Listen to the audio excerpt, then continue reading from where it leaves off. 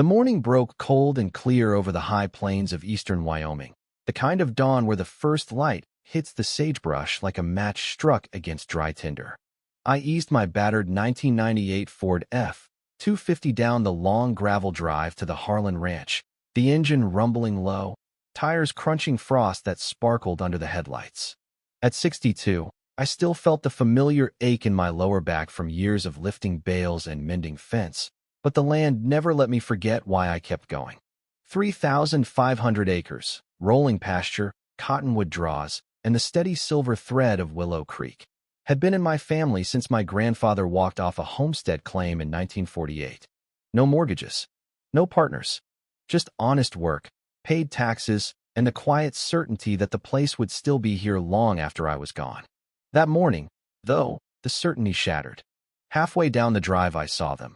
3 unfamiliar pickups parked crooked along the north fence, their tailgates down, engines idling. Men in orange safety vests moved with practiced efficiency, loading my grandfather's old red hay wagon onto a lowboy trailer, wrestling the portable branding chute through the gate, even stacking my spare fence posts like cordwood. One of them waved a clipboard, directing traffic as if this were just another job site. I killed the engine, stepped out, and felt the cold bite through my Carhartt jacket. A single sheet of paper had been nailed to the gatepost, flapping in the light wind. Red ink screamed across the top. Notice of foreclosure sale. Sold to highest bidder. Cedar Ridge Homeowners Association. Effective immediately. Delinquent community impact fees, $78,400. My pulse thudded in my ears. I'd never missed a county tax payment in 40 years. Never carried a lien. Never even heard of community impact fees until that moment. A woman approached across the frozen grass, heels sinking slightly, bright blue wool coat buttoned against the chill. Blonde hair pinned in a severe knot, clipboard clutched like a shield. She looked like she'd stepped out of a real estate brochure, not cattle country. "Mr. Harlan," she said, voice clipped and professional. "Victoria Lang, president of the Cedar Ridge Homeowners Association. We've been waiting for you. Waiting to explain why strangers are dismantling my ranch." I asked. "Not dismantling. Transferring assets to new ownership. The property was auctioned yesterday afternoon. All procedures were followed to the letter." I held up the notice, letting the wind snap the paper. "This land has never been part of your HOA. My grandfather bought it outright. No covenants. No dues. No membership." Her smile was thin, practiced. "Boundary realignment was recorded last fall. Your parcel now falls within our extended jurisdiction. Membership is automatic for contiguous properties. Fees are mandatory. Noncompliance triggers liens, then sale. It's standard." "Standard," I repeated. The word tasted like rust. I didn't raise my voice. I didn't need to. I simply turned, got back in the truck, and drove the 5 miles south to their community center, a low brick building with manicured junipers and a sign that read Cedar Ridge, where quality of life comes first. The board meeting was already in session. Folding chairs faced a projector screen. My ranch glowed in bright HOA blue on the map, outlined like conquered territory. Victoria stood at the podium, mid-sentence, when I walked down the aisle. Conversation died. Every head turned. "Mind telling me," I said, "how my land ended up inside your boundary lines?" A man in a navy polo, probably the treasurer, cleared his throat. "Boundary adjustment. Filed with the county. Public record. You had opportunity to object." "Filed where?" I asked. "County Recorder's Office," Victoria answered smoothly. "Notices were mailed to all affected property owners." "To what address?" They consulted a folder. "P.O. Box 412, Laramie." "That box was discontinued in 2010, I said. "You sent certified mail to an empty slot at the post office." Victoria's composure held, but something flickered behind her eyes.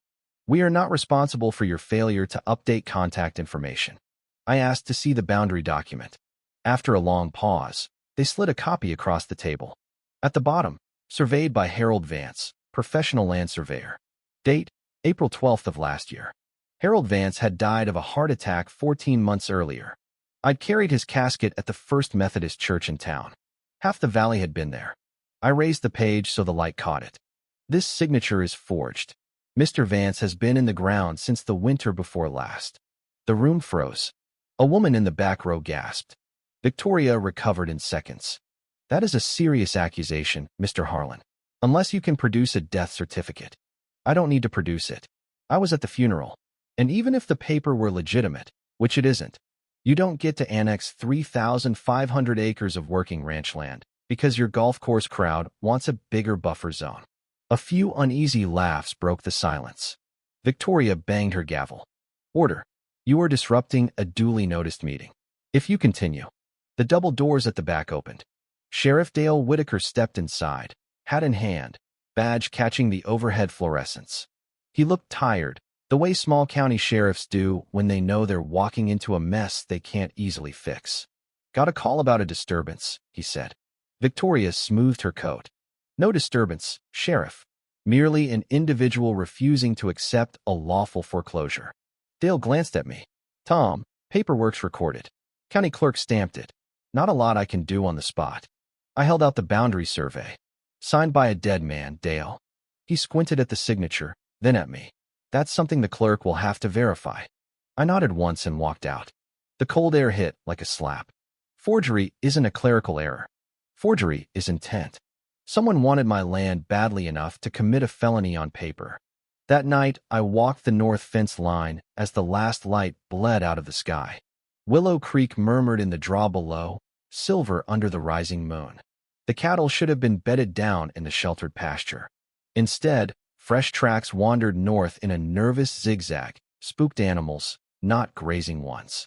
3 panels of barbed wire had been cut clean through, not torn by wind or cattle. Bolt cutter cuts, sharp, deliberate, professional. I knelt, ran my fingers along the bright metal edges.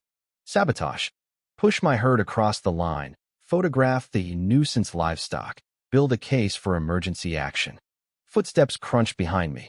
A skinny teenager stepped out of the cedar windbreak, hands shoved deep in a hoodie pocket.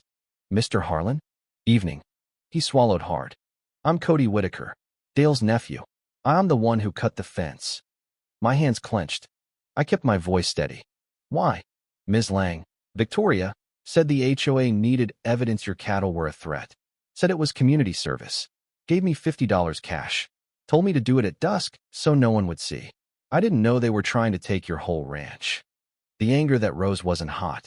It was cold, precise, like a blade drawn slow. Not at the boy. At the woman who'd used a scared kid to manufacture evidence. I took out my phone, photographed the cuts from every angle, then the cattle tracks leading straight towards Cedar Ridge. You did the right thing coming here, Cody. I'll keep your name quiet as long as I can. But if anyone leans on you again, you call me. Day or night. He nodded, eyes shining, and disappeared into the dark. The next morning, an HOA SUV rolled up my drive. A young man in a powder blue windbreaker handed me a thick manila envelope. Formal notice of expedited eviction. 10 days to vacate HOA-controlled property. I let the words hang in the freezing air. Son, this ranch was Harlan land before your subdivision broke ground. He backed away fast. Inside, violation notices for everything from unregulated agricultural runoff to visual blight. A glossy map labeled my ranch Phase 2, Willow Creek Resort and Golf Community. And a name that tied the knot. Derek Voss, development consultant. Voss. I remembered the name from a newspaper article years back. Failed luxury developments. Lawsuits over misused escrow funds. Always walking away clean. If he was behind this, the target wasn't just my ranch. It was the entire valley. I climbed the ladder to the barn loft. Same loft my grandfather had framed with hand-hewn beams. Behind a stack of wool blankets sat the old cedar box my father had welded shut. Inside, yellowed deeds, water rights certificates, tax receipts going back to 1948. And at the bottom, folded carefully, a map stamped by the U.S. Department of the Interior, dated 1959. Repair and easement. Willow Creek tributary. Federal protection. Any land using, diverting, or impacting the waterway fell under federal jurisdiction. No local government, no HOA, no developer could override it without clearance from Washington. I sat on a bale of hay, the paper crackling in my hands. This wasn't just protection. This was leverage. I drove to Cheyenne that afternoon, the easement map in a leather portfolio. Sarah Klein's law office sat in a quiet brick building near the Capitol, same place she'd fought pipeline easements and water rights battles for 20 years. She was in her mid-50s, copper hair pulled back, sleeves rolled, the kind of lawyer who spoke softly and carried a filing cabinet full of precedent. She studied the map for a long minute. This predates statehood in some respects. If it's still active on record, Cedar Ridge has zero jurisdiction over anything touching the creek. They'd need federal sign-off to build a footbridge. We spent the afternoon digging. HOA filings showed nonprofit status, but hundreds of thousands in consulting fees paid to Voss's shell companies. 3 other ranches foreclosed in the past 30 months, all sold at auction for pennies on the dollar, then quietly transferred to Voss affiliates. The judge who signed the orders received $18,000 in campaign contributions from a Voss-linked PAC. Sarah leaned back. This isn't sloppy paperwork. This is organized fraud. We need everything. Emails, checks, internal maps. A whistleblower at the county clerk's office delivered the rest. Screenshot emails from Victoria to Derek. Boundary amendment filed. Vance's signature inserted. Proceed with Phase 2 acquisition. Bank records showed a $40,000 check to the HOA treasurer's husband. Memo line. Clearance. Phase 2. Cody appeared at my door 2 nights later, clutching a folded map he'd found in Victoria's open desk drawer. Phase 3. Agricultural acquisitions. My ranch circled in red. 2 more Century ranches marked. The plan was to clear the entire valley for a $45 million resort. I formed the Willow Creek Conservation District under state statute. 1 signature line at the bottom. Once approved, the district gained eminent domain authority to reclaim any land illegally annexed through fraud. That meant every forged boundary line could be reversed, even the homes sitting on what used to be open range. The HOA called an emergency community safety forum in their park. They set up a stage, projector screen, free coffee. Pamphlets showed doctored photos. My creek looking polluted, hay bales labeled waste, old tractor shot from below to look abandoned. Victoria at the microphone. Uncontrolled agricultural activity threatens our family's health, safety, and property values. I stood in the back row until she finished. Then I stepped forward. Ladies and gentlemen, those cattle only crossed your line because someone cut my fence with bolt cutters. I have photographs of the cuts. I have a witness, paid $50 by your president, who admits she ordered it done. The crowd went dead quiet. Phones came out. Victoria's face drained of color. I held up my phone. The entire conversation is recorded. Clean audio. Date and time stamped. Chaos. Shouts. Cameras flashing.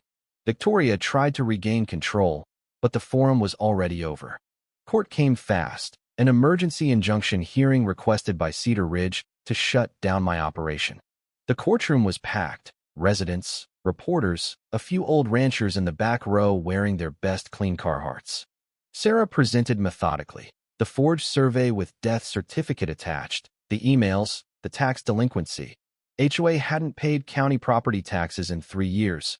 No legal standing to foreclose. The federal easement, Cody's sworn testimony, and audio file. I rose last. Your Honor, as representative of the newly chartered Willow Creek Conservation District, approved at 8:17 this morning, I hereby invoke eminent domain authority under state statute to reclaim all properties illegally annexed through fraudulent documents. That includes the entirety of Cedar Ridge Estates. Appraised at current agricultural use valuation, $800 per half-acre parcel. Victoria shot to her feet. This is outrageous. You cannot seize our homes. I'm not seizing anything, I said evenly. I'm restoring title to land that was taken by fraud, and I'm protecting the watershed your board tried to destroy. The judge studied the evidence for a long minute. Then he brought the gavel down. The court finds substantial evidence of forgery, conspiracy to defraud, witness intimidation, and wire fraud. The foreclosure is vacated. Federal authorities will be notified immediately. This hearing is adjourned. Deputies moved in. Victoria's blue coat looked suddenly too bright as handcuffs clicked. Derek Voss tried the side door. 2 more deputies blocked him. Weeks later, the paperwork cleared. Cedar Ridge Estates became part of the Conservation District. No evictions. Residents could lease their homes long-term at agricultural rates. about what most paid for cable and internet combined. Green belts turned into wildlife corridors. The creek was fenced to prevent erosion. The golf course was seeded back to native grass. I walked the ridge one evening with Cody.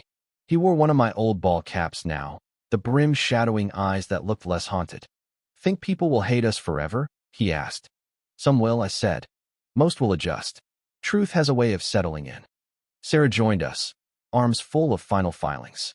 "You didn't just save your ranch, Tom. You stopped a whole valley from being turned into another gated playground." I looked down at the lights twinkling across the old subdivision. They didn't feel like threats anymore. They felt like part of the landscape, smaller, quieter, finally in their place. They came from my legacy. Instead, they handed me the tools to protect everyone else's. If you've ever had to stand your ground against someone who thought they could take what wasn't theirs, land, rights, dignity, anything, tell me about it in the comments. Where do you draw the line between justice and revenge? Is there ever a moment when fighting back goes too far? I read every one of these. Let's talk about it. Approximately 42,800 characters.